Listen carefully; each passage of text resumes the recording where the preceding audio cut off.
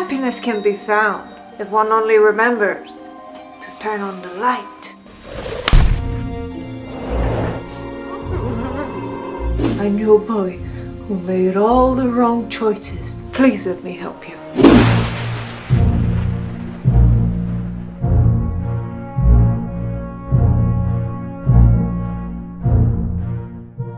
Salut tout le monde! J'ai tellement chaud dans mon studio en ce moment. C'est terrible, mais je suis tellement contente de pouvoir enfin rayer de ma liste Harry Potter dans ma série Halloween à chaque année, Dumbledore!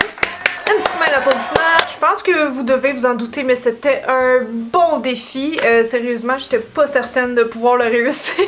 Mais honnêtement, je trouve que ça va, ça le fait. C'est pas un petit maquillage d'Halloween qu'on fait en 15 minutes, ok? Ça va vous prendre du temps si jamais vous voulez l'essayer. Au moins, ce qui est le fun, c'est que pas mal tout le monde connaît Dumbledore, tu sais, contrairement à d'autres personnages d'Harry Potter. C'est un sorcier bien connu quand même, là. Même chez les moldus.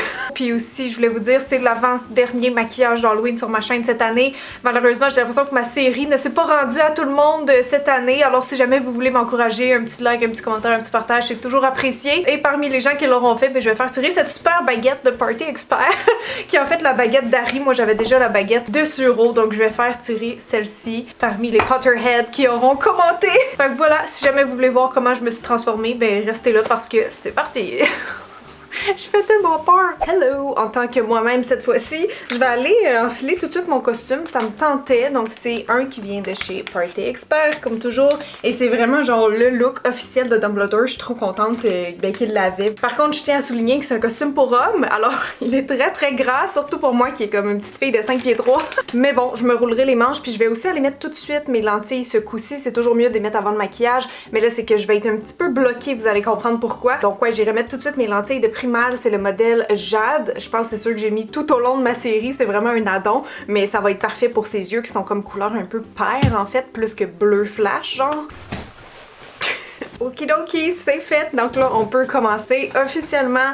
On va faire toute la transformation des traits du visage, donc via les ombres et les lumières. On va faire ça tout en crème. Mais avant, première étape, il faut aller s'occuper de nos sourcils, ok? Dumbledore, il y a les sourcils qui sont vraiment hauts, ce qui est mon cas également. Par contre, on n'a pas du tout le même type de paupières. En fait, j'ai l'opposé complètement de Michael Gambon, qui a des paupières très tombantes. Et avec raison, hein, il a quand même 81 ans. Il vient juste de célébrer son anniversaire d'ailleurs. Donc à cause de ça, quand j'ai fait ma pratique il y a déjà quelques semaines, j'ai eu un flash parce qu'il y a comme des limites à rendre ma paupière tombante avec de la colle à faux cils.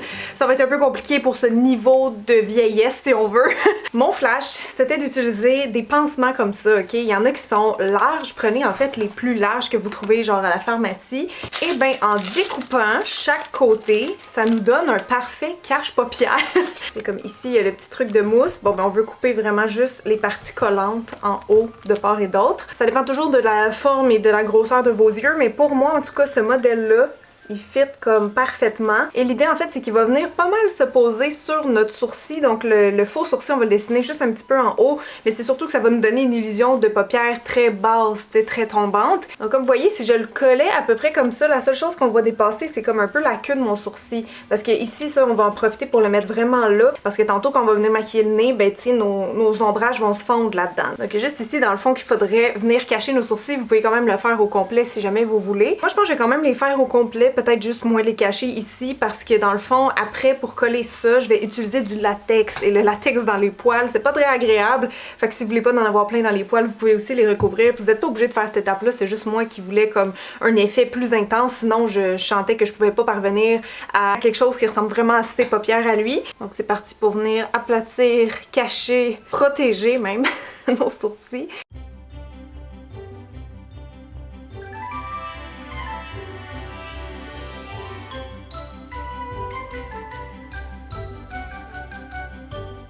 Alors c'est avec ces magnifiques sourcils, demi-sourcils qu'on va passer à la prochaine étape, qui est donc de découper, mesurer, couper et tout ça. Allez-y délicatement pour essayer de couper le plus droit possible. C'est qu'on veut comme que notre fausse paupière elle soit un petit peu lourde, genre, tu sais, qu'elle vienne un peu sur nos cils mais sans gêner non plus notre vue. Fait que c'est juste ça que j'essaye de déterminer. Je voudrais qu'en haut ça arrive vraiment juste sur le top de mes sourcils, donc je pense qu'il va être un petit peu trop long. Ah ah! Oui, comme ça! Ok, là, deux choses que je veux faire avant de venir le coller. Premièrement, ça va être de la couleur de notre peau, évidemment du fond de teint qu'on va utiliser. Donc vous pouvez juste venir comme pré-colorier un peu ça, sinon ça va s'affaisser quand vous allez essayer de le faire sur vous-même. Vous voyez, c'est quand même déjà beaucoup mieux. Puis ce qui est le fun avec le plaster, c'est que ça a vraiment une petite texture. On dirait qu'il y a comme des petits pores de peau. C'est pas trop lisse, tu sais. Puis surtout qu'on va ajouter beaucoup de texture de peau pour un effet vieillissant. Donc ça va être parfait comme base. Le seul truc aussi, c'est que vu que là on l'a comme humidifié un petit peu et que ça reste quelque chose de mou, je vous conseillerais, si vous avez des petites boules de ouate ou quelque chose de similaire, de juste venir coller ça un peu dans le milieu, même jusqu'en bas, parce qu'en bas, dans le fond, la paupière sera pas attachée à notre vraie paupière. Fait qu'on peut en mettre partout sauf sur les contours parce que c'est là qu'on va venir coller. Fait que ça va être collé sur 3 côtés, sur 4, if that makes sense. Ok, donc j'ai mon premier petit pansement de près. Je vais aller le positionner le plus exactement possible. Donc vraiment à partir d'ici. À peu près comme ça. On vérifie la hauteur de la paupière. Est-ce que ça nous semble juste? Là, j'ai des petits yeux. Ça, au moins, ça nous aide. Je sais que ça a l'air un petit peu fou pour l'instant, mais promis, tantôt, tout ça va faire du sens. Prochaine étape très simple, on vient recouvrir notre visage en entier, incluant les pansements avec un fond de teint. Moi, j'en ai pris un qui est quand même assez pâle et avec un sous-ton rose, parce que pour moi, ben, c'est ça le teint d'Alpus. Prochaine étape, maintenant que notre visage est bien neutre, je vais commencer à aller esquiver un petit peu ses sourcils. Il y a souvent un petit air surpris ou fâché Dumbledore. Fait que je vais les faire quand même assez haut en m'inspirant de ma photo juste ici. Fait que juste un peu de brun comme base, après ça on va ajouter du gris et du blanc. Vous voyez comment ça tombe bien, on est directement dans la craque entre le tape et notre visage, donc ça va permettre de mieux dissimuler justement avec le sourcil à cet endroit-là. Je suis plus la même personne déjà.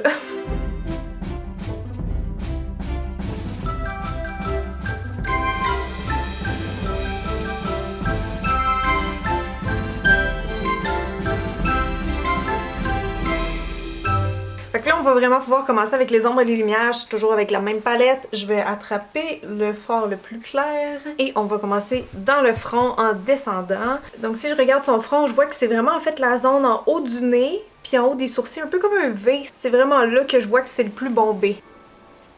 On vient fondre le tout, puis après ça, tantôt, on va venir faire des rides.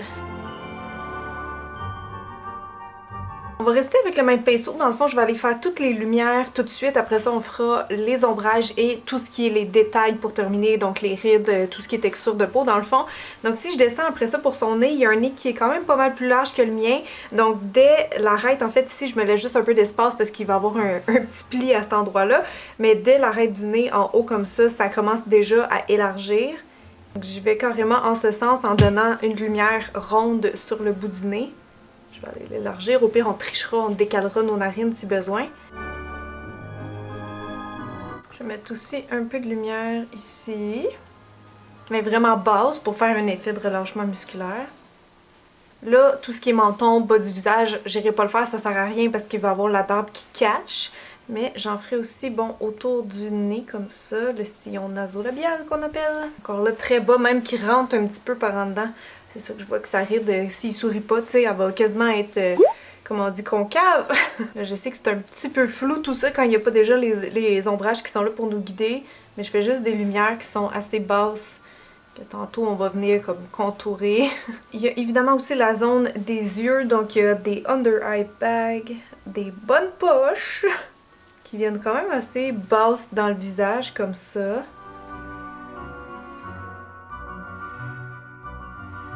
La partie le fun, c'est qu'on va maquiller aussi notre pansement. Donc on ajoute du blanc vraiment juste en haut de l'œil pour faire l'effet de paupières bombées, tombantes. Puis on va aussi en mettre au coin externe pour l'effet paupières tombantes qu'on va accentuer tantôt aussi avec l'ombrage. Je vais faire un autre highlight juste ici. Je vais juste aller aussi en mettre tout de suite dans le front comme ça. Pour la future ride qui s'y trouvera. Je vois qu'il y a comme vraiment comme un peu une espèce de M dans le visage ici. Bon là je vois que sa ride dans le front est quand même assez large, donc j'irai avec le tranchant de mon pinceau. Pas besoin d'un pinceau fin pour celle-ci. Où ce qu'on a besoin de beaucoup de brun, puis ça va cacher en même temps la démarcation comme je vous disais, c'est ici. Donc au début du nez, comme une ligne en fait justement, on va repasser exactement dessus, qui vient vers le sourcil.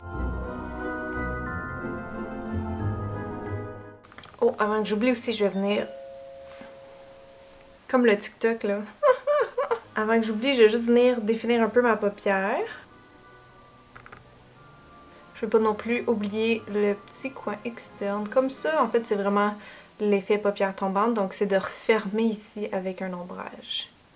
Là, de ce côté-là, je me sers de la ligne du tape, en fait, pour faire comme un double pli de paupière tombante. Drink each time I say paupière tombante.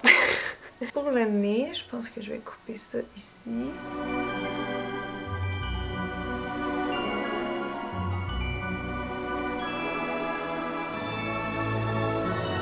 Là, on va aller faire le sillon, donc à partir de nos fausses narines.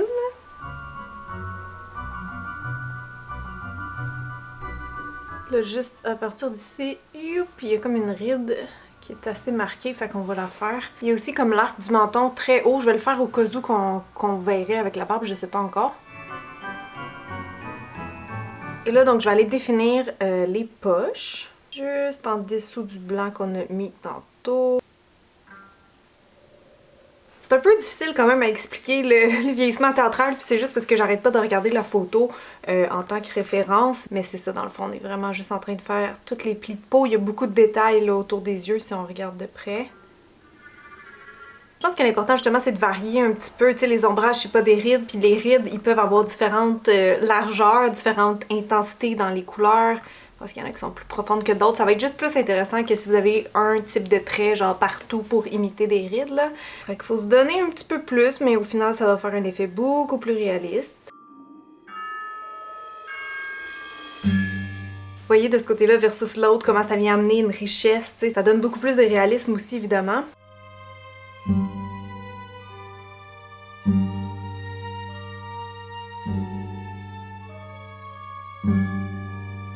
À partir de là, je vois qu'il y a vraiment d'autres rides verticales dans le visage. Donc, c'est comme si on en continuait une de l'œil vers le bas. Fait que je continue d'ajouter des petits détails comme ça juste pour venir creuser un peu plus les joues, tu sais, les rendre plus tombantes.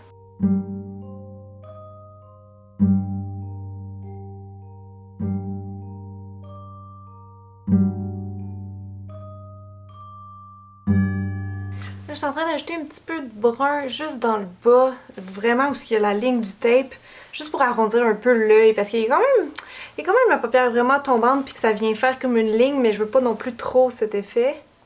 Fait que juste venir effleurer ça ici. Tu sais, comme ça, je trouve ça juste un peu moins intense. Fait que là, déjà, on a une très bonne base. Moi, je vais juste continuer à accentuer un peu mes ombres et mes lumières. Donc, tu sais, tantôt, on était avec un fard très clair. Ben là, je pourrais aller avec du blanc.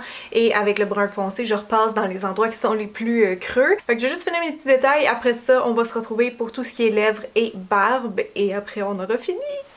Fait que mes retouches sont faites, j'ai l'impression que je viens de prendre un autre 10 ans, ça n'a pas de bon sens. J'ai ajouté vraiment comme de la texture de peau, là, donc des grains de beauté ou genre des taches de soleil, des choses comme ça, avec beaucoup de ridules, de mettre plus de contraste. Et là, je pense qu'on l'a honnêtement. Il y a les lèvres qui sont comme un peu plus longues, tu sais, un peu plus horizontales que les miennes, puis il y a comme le cœur des lèvres, le M, on va dire, qui est un petit peu élargi.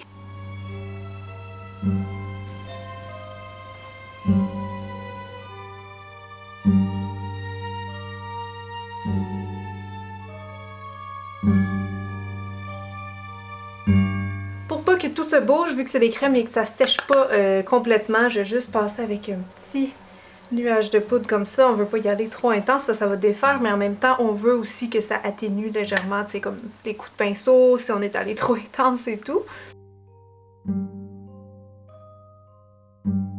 Donc là, ça va être la partie poêle. J'ai cette barbe-là qui vient aussi de chez Party Expert. Par contre, je la trouvais trop blanche. Si je regarde Dumbledore, il y a plus comme un sous-ton un peu jauni ou grisâtre. Donc j'ai pris des espèces de colorants temporaires à cheveux. J'ai mixé 2 tons pour que ce soit un peu plus naturel. J'ai même fait sa petite corde. Il y a comme la petite barbiche qui est attachée. Fait que j'ai fait ça avec des trucs que j'avais chez nous.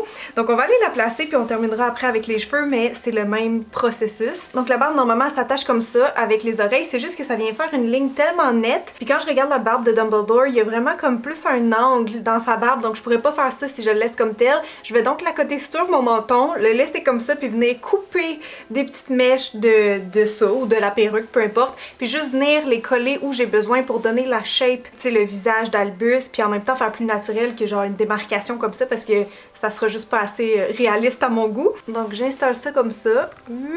Puis là, en passant, on va régler ça tantôt. De toute façon, comme je dis, il faut que j'attache la barbe, donc je sais qu'on va être capable de le cacher ou je collerai un petit peu par-dessus. Donc on va vraiment rester comme ça, venir couper peut-être des mèches plus du dessous, n'importe où, en fait, que c'est pas trop grave, et venir les coller plus haut avec du latex.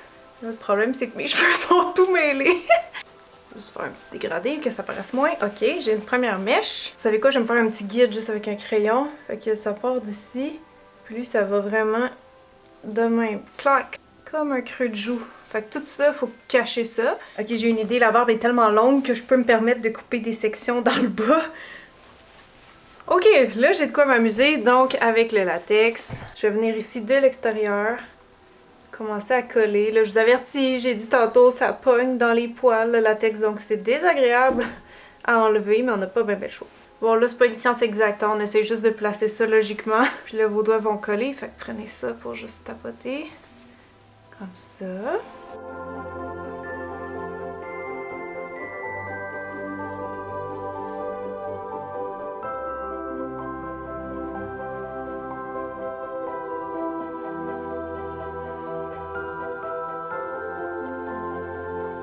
Là, sur les côtés, ça s'en vient bien. Là, je vais aller faire la moustache.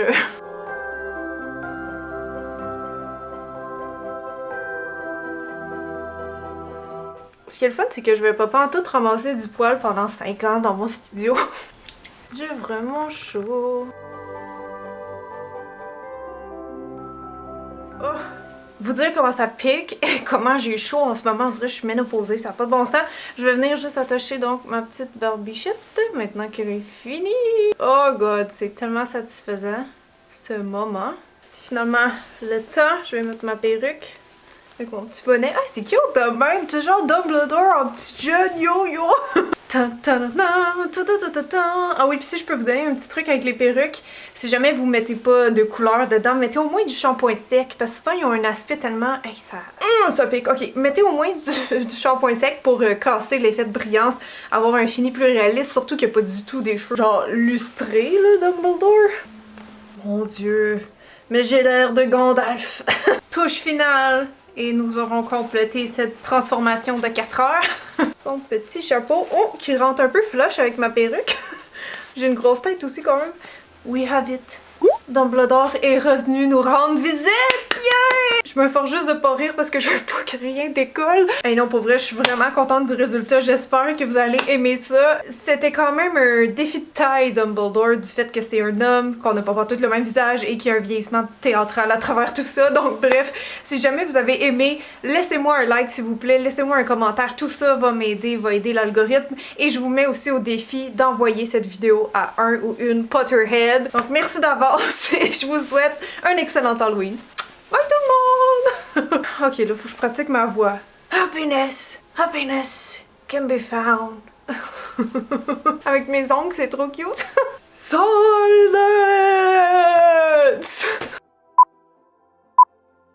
Faut que tu me pousses. Oh non, ça va me faire rire, puis ça décolle en moustache. Water.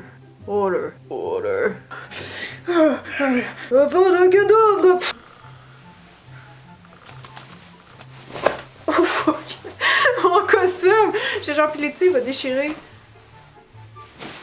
Il faut avouer le Dumbledore a du style, non mais! YMCA. I have no intention of going to Azkaban.